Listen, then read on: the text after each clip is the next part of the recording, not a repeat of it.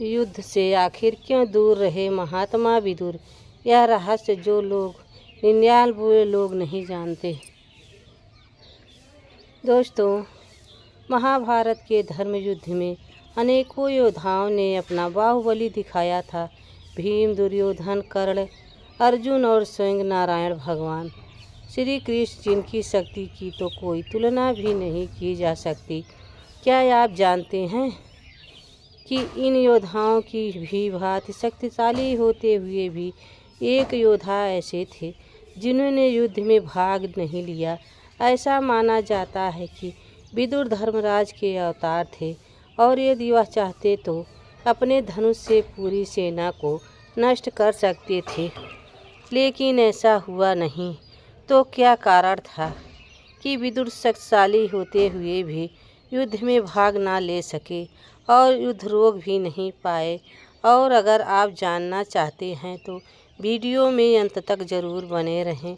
विदुर धृतराष्ट्र और पांडव के भाई और कौरवों और पांडवों के काका श्री थे। हस्तिनापुर के राजा शांतनु और सत्यवती की 2 संतानें थीं। उनके 2 पुत्र थे जिनका नाम विचित्रवीर है और चित्रांग था। जब दोनों पुत्र अपने बचपन में थे तब राजा शांतनु का देहांत हो गया और तब पितामह भीष्म ने इन दोनों पुत्रों का लालन पालन किया था। आपको यह भी ज्ञात होना चाहिए कि भीष्म शांतनु की पहली पत्नी गंगा से उत्पन्न पुत्र थे। शांतनु क्योंकि सत्यवती की सुंदरता पर मोहित हो चुके थे और उससे विवाह भी करना चाहते थे, लेकिन उनके विवाह से पूर्व सत्यवती के पिता ने एक शर्त रख दी थी कि शांतनु के पश्चात सत्यवती से उत्पन्न पुत्र ही राजा का पद ग्रहण करेगा।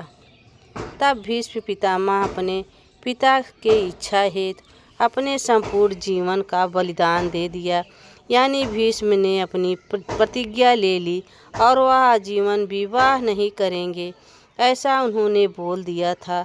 तब भीष्म ने विचित्रवीर और चित्रांगना अपने बच्चों की तरह ही लालन पालन किया था। आपको यह भी ज्ञात होना चाहिए कि जब चित्रांग बड़ा हुआ तो भीष्म ने उसे राजगद्दी सौंप दी, लेकिन एक बार गंधर्वों के साथ चित्रांग को मृत्यु प्राप्त हो गया। तब विचित्रवीर युवा हो चुके थे। तब भीष्म ने उनके विवाह के लिए काशी राज के कन्याओं का जो स्वयंवर हो रहा था, भीष्म ने वहां जाकर सभी राजाओं को परास्त कर दिया। तीनों राजकुमारियों का हरण हो गया और हस्तिनापुर लेकर आ गए। तब अम्बा ने राजा साल्व से प्रेम की बात कही तो बीच में से उन्हें जाने दिया और अन्य 2 कन्याओं का विवाह विचित्रवीर से हो गया। कुछ समय बाद विचित्रवीर को क्षय रोग हो गया था और उनकी मृत्यु हो गई। तब कोई संतान भी नहीं थी। तब सत्यवती ने भीष्म से विचित्रवीर की पत्नियों से पुत्र उत्पन्न करने को कहा, लेकिन भीम ने प्रतिज्ञा नहीं तोड़ी। तब सत्यवती ने अपने पुत्र वेदव्यास, जो ऋषि पराशर के पुत्र भी थे, को याद किया। तब वेदव्यास अपनी माँ की आज्ञा अनुसार पुत्र उत्पत्ति के लिए तैयार हो गए। तब उन्होंने अम्बा और अम्बालिका को 1 वर्ष तक नियम पालन करने को कहा। तब 1 वर्ष पश्चात वेदव्यास ने अपनी माँ सत्यवती से कहा कि दोनों यानी अंबिका और अम्बालिका को निवस्त्र होकर उनके सामने से गुजरना पड़ेगा, लेकिन शर्म के कारण दोनों संकोच में थी और सत्यवती को समझाने पर दोनों राजी हो गई।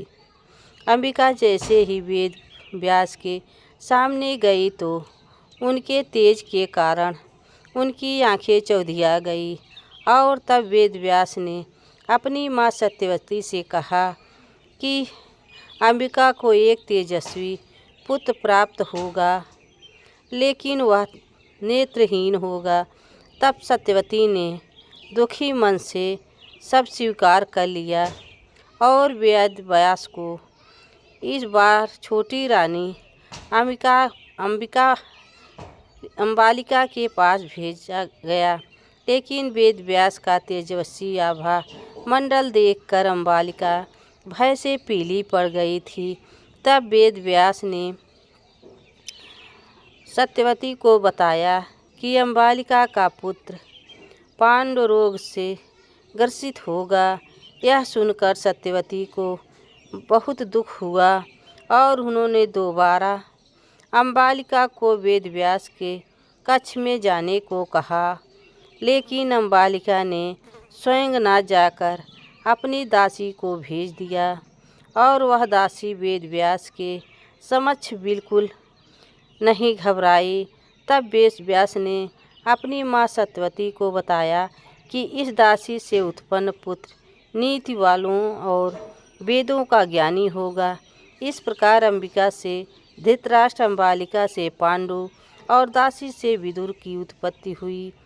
ऋषि मांडव्य ने के श्राप के कारण ही यमराज ने दासी पुत्र विदुर के रूप में जन्म लिया था और आगे चलकर धृतराष्ट्र के मंत्री भी बने। विदुर अपने धर्म नीतियों पर चलते थे, चाहते थे कि धृतराष्ट्र भी उनके साथ धर्म नीतियों के अनुसार ही कार्य करे, परंतु दुर्भाग्यवश ऐसा नहीं हो सका।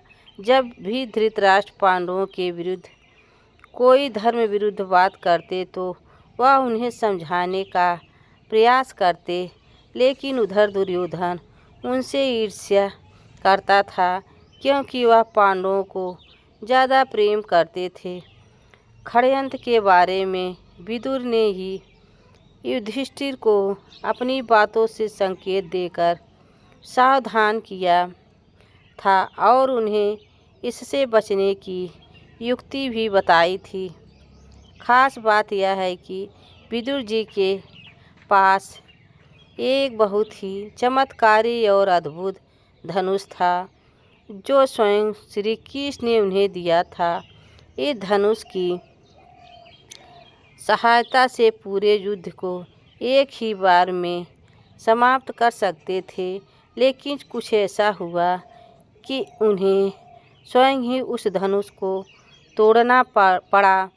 एक बार विदुर दुर्योधन को पांडवों से युद्ध न करने की सलाह दे रहे थे और बता रहे थे कि इससे तुम्हारा ही नुकसान होने वाला है क्योंकि तुम अधर्म के मार्ग पर हो। उन्होंने विदुर जी को अशब्द कहना पहले शुरू कर दिए। यह सब सुनकर और वह अपमान देखकर विदुर ने अपने उस धनुष को अपने हाथों से तोड़ दिया और प्रण लिया कि वे युद्ध नहीं लड़ेंगे, क्योंकि उन्हें अच्छे से पता था महाभारत युद्ध होगा तो उन्हें पांडवों का साथ ना देना होगा। इसलिए उन्होंने यह निर्णय लिया और इसके पश्चात उन्होंने धृतराष्ट्र को भी समझाया कि दुर्योधन उनका कुल नष्ट कर देगा, लेकिन विदुर की बातों पर किसी ने ध्यान नहीं दिया और इसका परिणाम तो आप लोग जानते ही हैं। इस तरह महाभारत में कई ऐसे पात्र हैं जो शक्तिशाली होते हुए भी कभी युद्ध क्षेत्र में नहीं गए, लेकिन उन्होंने पीछे रहकर भी बहुत बड़ा काम किया। महात्मा विदुर ने हमेशा धृतराष्ट्र को लेकर पूरा जीवन कौरवों के पक्ष में रहकर गुजारा, लेकिन हमेशा नीति की बात खुलकर कभी पांडवों के हित में नहीं दे पाए।